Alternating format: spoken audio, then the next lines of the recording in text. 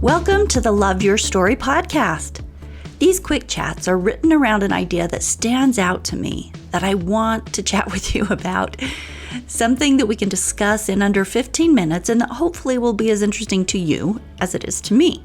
Today is about how our lives are not one big story. They are made up of a bunch of smaller stories. So we have lots of beginnings and middles and ends in our life.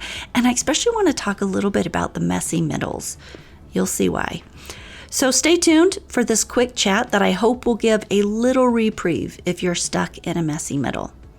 Some hope if you're at the end of something that you didn't want to have end, and maybe some excitement at what new beginnings may be around the corner. Stories are our lives in language. Welcome to the Love Your Story podcast. I'm Lori Lee, and I'm excited for our future together of telling stories, evaluating our own stories, and lifting ourselves and others to greater places because of our control over our stories. This podcast is about empowerment and giving you, the listener, ideas to work with in making your stories work for you. Story power serves you best when you know how to use it. This week, I read an email from Mary Alice Arthur, a story practitioner that I had on the show in episode 217. And in her episode, we talked about what is the most important story in the world. You'll have to go back and listen to that one if you haven't heard it. But in her email, it really hit home with me, and I wanted to share it with you. So let's just jump in. Today, we're talking about how we like to think of life as one big story. Each person has their own story, but in reality, life is made up of a bunch of shorter stories. There are new beginnings, new adventures, new experiences, new relationships, new starts to lots of things. And there are other stories in our lives that are ending. The end of a project, the end of a job, the end of a relationship, the death of someone or something.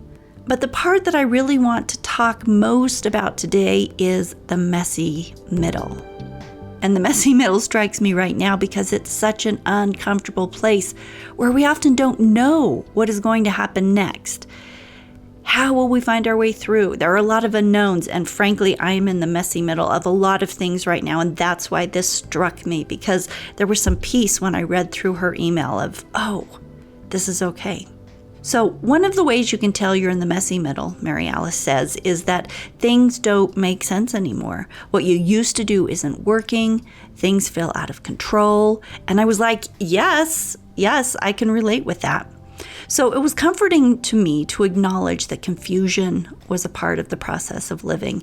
Like, we know that. But when you're caught up in the middle of that and things don't seem to be flowing and you're stuck in places, it starts feeling like, ooh, what am I doing wrong? What tool am I not using that I should be using? How come I don't know how to do this better? I am in the middle of a lot of things right now, which we'll see. Let's just start with my most obvious one, menopause. It is upon me, and the me that I used to know is no longer the me that is here. My body is weaker. My skin is less resilient. My energy, my drive, they've abandoned me. Oh, don't know where they went. And it's so weird because I am used to a certain me that I love, that I know how to work with. And all of a sudden, I'm really struggling to recognize who I am. Really struggling. Like, I'm going on a couple years here of, well, how do I deal with this? So when I read her idea on the middle, I thought, oh, I'm in the messy middle. I don't know how this is going to turn out because I don't have it figured out yet. I haven't figured out hormone adjustments. I haven't come to grips with a self that is moving slower. I haven't relaxed into acceptance yet. That's a hard thing to accept. Perhaps it's not the end of the world as I know it. It's just that I'm caught in a messy middle. I am also at a loss right now at how to deal with adult children who are struggling with depression and existential crises, and nothing I do helps them. And this feels like a loss. It's painful, and it's not fixing itself. And so here, again, I read the email and realized, okay, I must be in a messy middle. We're still figuring this out. Even though this is their life and they're learning, it's a messy middle for all of us because we're stuck in the space where things are still being figured out. So my husband and I were also looking at a variety of financial investments, and the pieces aren't coming together as fast as I'd like. It's dragging on. And I realized, okay, well, we're just in the messy middle.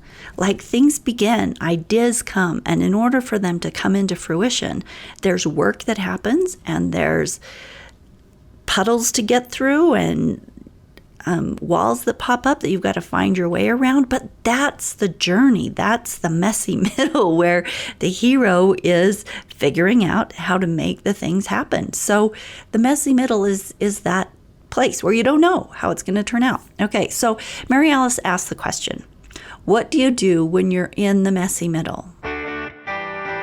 She suggests that sometimes the best thing to do is simply make a move. Get in, get your hands dirty. And I thought this was great advice. I probably like it so much because it gives us power. I have a number of thought quotes on my desk, and they say things like, yes, and. This saying is up there because it reminds me that when something happens, the best move is simply to acknowledge it, accept it, and then decide what the next best move is. Like, this is an important one. And the next sticky note thought on my desk says, get curious about new ways of doing things. And the next one says, follow your intuition. And the pattern here in all of these reminders is really one about taking action. We don't get anywhere. We'll stay exactly where we are if we don't push that gas pedal, if we don't take action.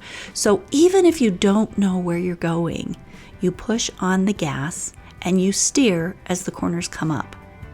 Just sitting there isn't going to change anything. That's why this becomes such an important thing. Even when you don't know where you're going, put the car in motion. That's a great start. Taking this power, taking action, getting your hands dirty, simply making a move, I think is a great way, because when you're stuck, you don't always know what the right move is going to be, but that doesn't mean you become paralyzed and don't make any moves. Okay, as I end this quick chat, I want to point out the overused but true quip that when one door closes, another opens. If you're in an ending, it's not the end of everything. There will be new beginnings. And sometimes a thing has to end to bring you the next new and wonderful beginning. So leave a place for hope there. If you're at a beginning, there can be so much excitement and possibility, great things still to be experienced. I'll use me as an example again. I'm at the end of a youthful and energetic body. But I'm at the beginning of a recreation, really, of what the last part of my life can look like. I'm at a place of exploration that can be very exciting to come up with. If I choose that mindset of excitement about what works for me now, I can be curious about what I want and what I like and what needs to shift and what gets to be different. What's good for the 54-year-old me? And, that's been part of my exploration. So it's all about mindset. We can be sad, which, boy, I've been really sad in this space and confused, but there's always that space of consideration, of action. Make a move, try some things, figure out your mindset about it. So beginning, messy, middle, end, they are all necessary parts of the process of living, and that's kind of what I wanted to bring today. Make the best of each one by being aware of the stories that we're creating, that we're telling ourselves during the process. It's always about mindset. We come back to it every time. So blessings to you as you navigate your new starts, your messy middles, where you're just taking action to keep moving through the story the best that you can, and the endings where things get tied up and oftentimes make a lot more sense. Or perhaps goodbyes bring emotions, new outlooks, new beginnings. It's kind of a cycle, but it's all a part of life, and we signed up for all of it. I want you to remember that. We signed up for all of it. So figure out a way to find peace in moving through all of it. Good luck in your navigation. And if you're stuck in that messy middle, like I'm stuck in my messy middles, know that you're not alone. Know that it's natural. Know that it's a part of how life plays out, and keep on moving. Keep getting your hands dirty. Keep making the choices. Keep shifting the mindset. We got this. I'll see you in 2 weeks for the next episode of the Love Your Story podcast. And I ask you to please share this with someone who might need a quick bit of inspiration.